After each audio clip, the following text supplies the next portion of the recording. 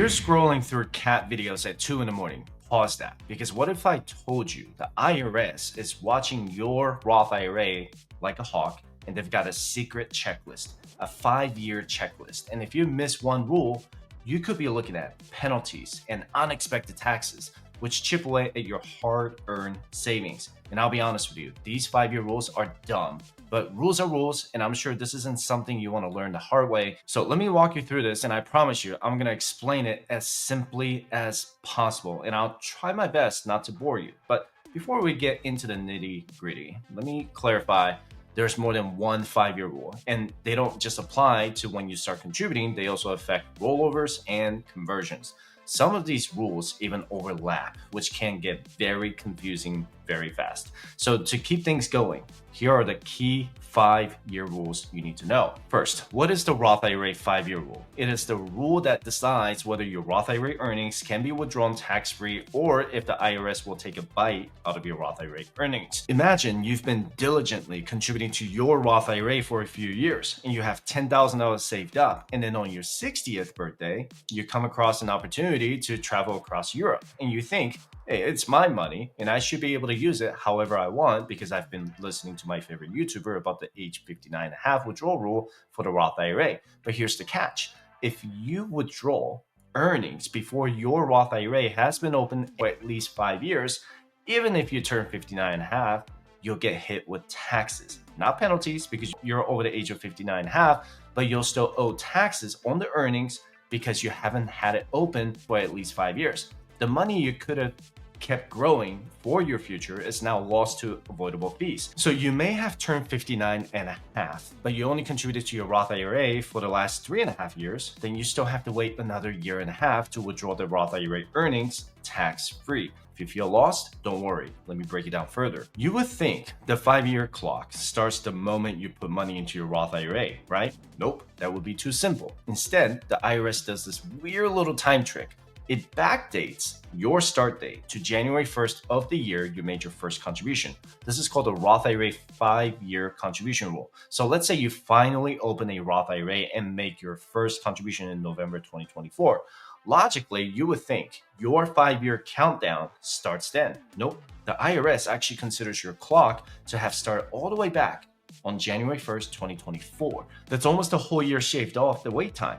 And here's an even sneakier loophole if you make a prior year contribution, which you can do until tax day on April 15th. Your 5-year clock also backdates to the previous January. So if you contribute in March 2025, but count it as a 2024 contribution, your 5-year clock actually still started on January 1st, 2024. So if you have a Roth IRA with Vanguard, Schwab, Fidelity, or other brokers, you can select the 2024 contribution year as long as you do it before April 15th, 2025. So if you're watching this video after that date, then the only option you have is for 2025. So make sure to subscribe if you haven't done that already. Translation, even though it's called a 5-year rule, it's usually a little less than 5 years depending on your timing. Now, here's a twist that catches a lot of people off guard. The 5-year rule isn't just tied to your first Roth IRA. It applies to all Roth IRAs you ever open, meaning the first time you contribute to any Roth IRA, it starts the clock for every future Roth IRA you might open. Think of it like a membership card to an exclusive club. Once you're in, you're in. Let's say you decide to convert some of your traditional 401k money into a Roth IRA this year in 2025. Maybe you've heard how Roth IRA lets your money grow tax-free and you think, why not get ahead of the game? Sounds great, right? Well, not so fast. The IRS has another 5-year rule specifically for these conversions. If you're not yet 59 and a half, and if you don't follow it, you could end up paying penalties you didn't see coming. This is what they call the Roth conversion 5-year rule. So here's how it works. Each Roth conversion has its own separate 5-year holding period. That's right. If you convert money in 2025, the 5-year clock for that conversion starts on January 1st, 2025. If you convert more money in 2027, that money has its own 5-year clock starting on January 1st, 2027. Do you see where this is going? The IRS is not just watching once, they're tracking every single conversion you make It's like setting a different countdown for every pizza you put in the oven. Some might be ready sooner, but if you pull one out too early and it's half baked, the IRS is going to be there to burn your fingers. Now, here's the real kicker. If you take out converted funds before you turn 59 and a half, you're not going to owe taxes again, but you're going to get slapped with a 10% penalty. Slapped, okay? This penalty applies to the entire pre-tax amount you withdrew early. That's right. The IRS does not care that you already paid taxes when you converted it. You touch that money too soon, boom, penalty. Imagine paying $50 for a buffet, then getting slapped with another $20 for loading mashed potatoes onto your plate. I slap my hand a little hard. You pay for unlimited food, yeah, but the buffets at IRS has different rules. And here's the twist. Even if you've met the 5-year contribution rule, the conversion rule still applies separately. So if you're thinking, oh, I've had a Roth IRA for ages, I'm in the clear. Not necessarily. If that specific conversion hasn't hit its 5-year mark, you could still owe penalties if you withdraw it early. Now, once you turn 59 and a half, you're free to withdraw converted funds without that 10% penalty. But, and this is a big but, the 5-year contribution rules still applies for earnings. If that rule is not met yet, you could still owe taxes on the earnings portion of your withdrawal. Let me give you a real life example. Let's say you are 55 years old, but you converted $10,000 from your traditional 401k to your Roth IRA in November 2024. Because you made a Roth conversion in 2024, you're going to owe federal and state income taxes by April 15, 2025, and that's assuming that you're in a state income tax state. So if your marginal tax rate is 22%, then you're going to pay $2,200 to the IRS for that $10,000 conversion by the tax deadline in 2025. Please use cash to pay the taxes, not the money inside your Roth IRA. Otherwise, you're going to pay the 10% penalty on that conversion tax, and it's going to defeat the purpose of the tax-free growth if you took 22% out of the $10,000 conversion, right? If you're going to pay the conversion tax, set aside cash in a high-yield savings account until you're ready to file your taxes. Your 5-year conversion clock also started on January 1st, 2024. So it backdated to January 1st because it doesn't matter which month you made the Roth conversion. The clock always starts on January 1st of the year you made a conversion. So 2024 will be your year 1, 2025 will be your year 2, 2026 is year 3, 2027 is year 4, and then 2028 is your year 5. Then you're going to meet the 5-year rule starting on January 1st, 2029. You're also going to be 59 and a half by then. And what if you take out $5,000 of that $10,000 in 2029, but you're not 59 and a half? You're going to get slapped with a $500 penalty or the 10% penalty because you're not yet 59 and a half. And what if you decide to take out $5,000 of that $10,000 conversion in 2026 in year 3? Then you're also gonna get slapped with $500 in penalties because of the 10% penalty by not meeting the 5-year conversion rule, and you're not yet 59 and a half. So let's say that $10,000 conversion grew to $15,000 in 5 years. So that's $5,000 in earnings, right? What if you open a Roth IRA in the same year you made a conversion in 2024, but you didn't contribute to your Roth IRA for 5 years? Then you can still take the $10,000 conversion out of your Roth IRA tax-free and penalty-free. But the earnings that accrued out of that $10,000 are going to be taxed, not penalized, but taxed because you didn't meet the 5-year contribution rule that I mentioned in the last segment of this video. Do you start to realize how stupid these 5-year rules are? Well, some genius somewhere decided to put these rules in place because they thought it was a great idea. At this point, you might be wondering, how do I even know what I'm withdrawing? Great question. Your broker follows a very specific order for how Roth IRA withdrawals work. First, they assume you're taking out contributions, which are always tax and penalty free. Then after that's used up, they move on to the taxable conversions, starting with the oldest conversion first. Then they move on to the non-taxable conversions.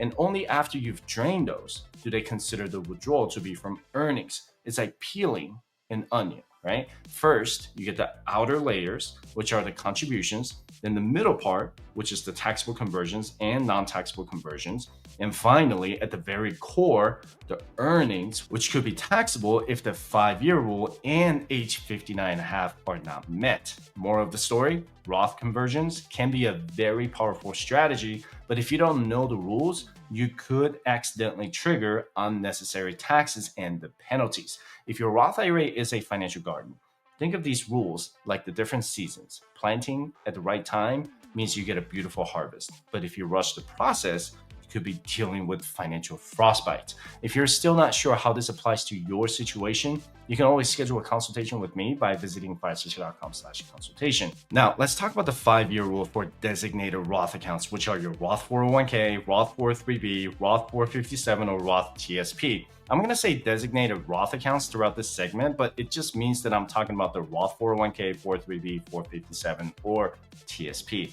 If you got one of these employer-sponsored plans, you might think the rules work the same as a Roth IRA, but surprise, the IRS has a few extra twists just to keep things interesting. And by interesting, I mean potentially expensive if you don't pay attention. So here's how it works. Just like a Roth IRA, the 5-year clock for your designated Roth account starts on January 1st of the year you make your first contribution. But each employer plan has its own separate 5-year holding period. How annoying, right? Now, let's say you've got a Roth 401k with one job, and after 3 years, you switch to a new employer that also offers a Roth 401k. You start contributing to the new plan, thinking, great, I've already done 3 years, only 2 more to go. But nope, it does not work that way. The new plan actually starts its own 5-year countdown from scratch. It's like hitting the reset button every time you change jobs. Fun, right? And here's where things get even trickier. Unlike a Roth IRA, where you can always pull out your contributions tax and penalty free, designated Roth accounts don't let you do that. The IRS assumes that every withdrawal is a mix of both contributions and earnings. That means if you take money out before your 5-year period is up, or before you turn 59 and a half, you might owe taxes on part of it, or even if some of that money was yours to begin with.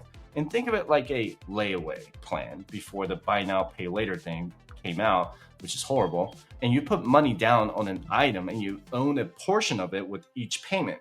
But if you decide to cancel the layaway before it's fully paid off, you might not get all your money back, even the money you already put in. So how do they determine what part of your withdrawal is taxable?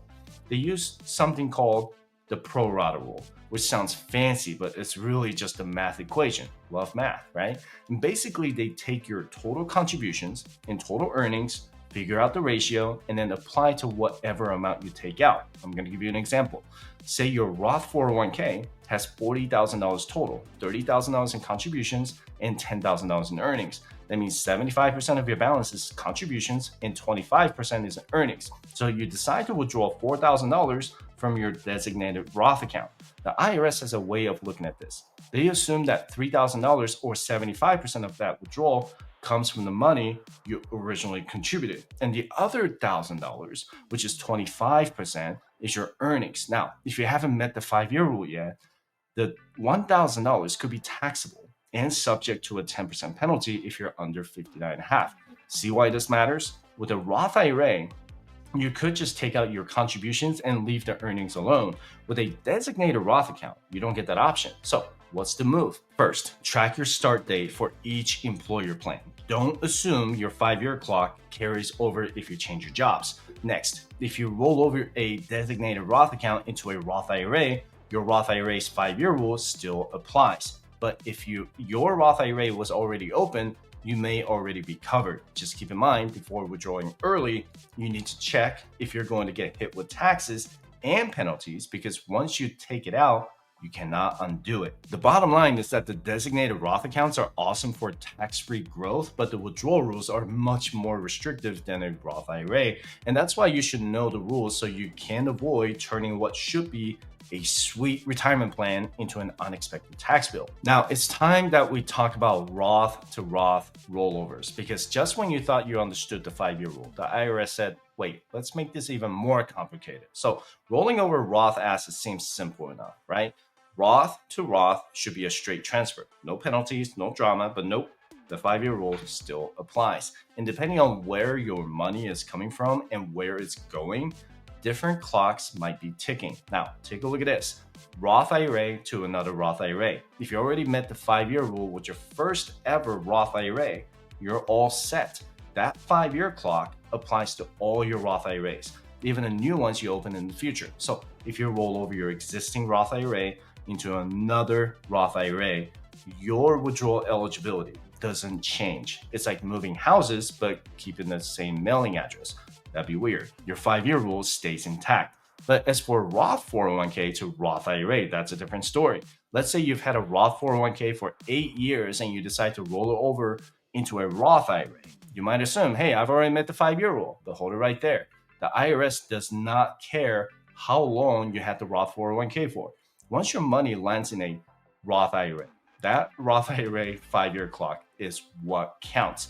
That means if you open a brand new Roth IRA to receive the rollover, you're starting from scratch on the 5-year rule. If you haven't already met the 5-year requirement in a Roth IRA, your earnings withdrawals could be subject to taxes and penalties. So keep in mind the pro tip I gave earlier. Open a Roth IRA as early as possible, even if you're only putting in $50 just to get that 5-year clock running. Now, let's say you leave one job and roll your Roth 401k into your new employer's Roth 401k.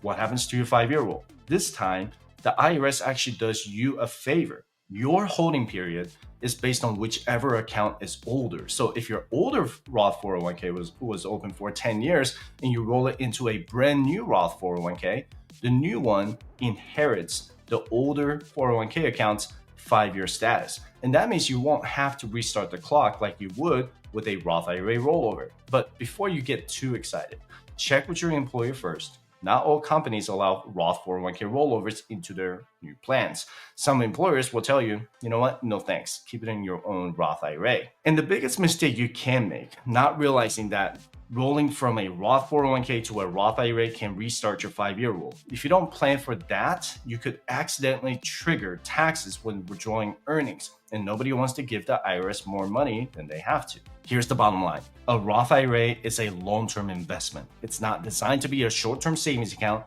The longer you leave your money in, the more it works for you. Right now, retirement might feel far away, but every smart decision you make today adds up. So here's what you should do.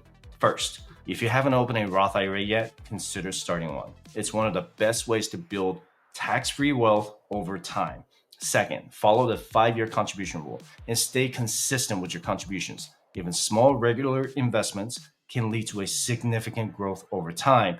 You need to know when and how you can withdraw so you don't face unexpected penalties. Third, track your conversions if you're rolling over funds from a traditional IRA or traditional 401k. So before you make a move, check your 5-year status. Know where the clock is ticking, and if you're unsure, talk to a professional who can help you avoid these costly mistakes. I have a very comprehensive Roth IRA tracker for the course members at firesuccess.com/fireinvesting, or you can join my private client program at firesuccess.com/consultation.